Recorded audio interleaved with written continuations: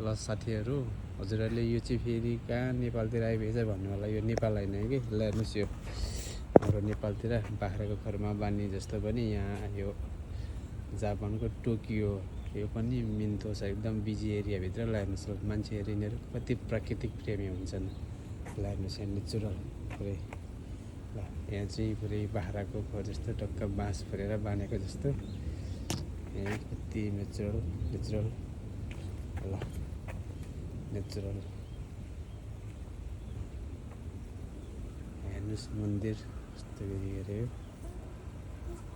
Naturally घाँस यो बाँस यो रुख यो त्यहीँ फेरि यतापट्टि यस्तो छ यस्तो यो सिक्का फलको रुख हो। त्यहीँ पछाडि फेरि यहाँको ठुलोभन्दा ठुलो नजिकै टोकियो टावर पनि छ है। कति प्रकृति प्रेमी हो क्या यिनीहरू है, कति प्रकृति प्रेमी। हाम्रो नेपालमा भए कुन नेताको नाममा ल्याएर यो बाँडेर खाइसक्थ्यो मन्दिरको जग्गा पनि। यिनीहरू चाहिँ यस्तो नेचुरल राखेको छ क्या, कसरी सक्यो होला। यहाँ उता त्यत्रो चाहिँ सिटी छ, त्यत्रो अन्डरग्राउन्ड मुनि चाहिँ मेट्रो हिँडिरहेछ, यहाँ यस्तो नेचुरल छ।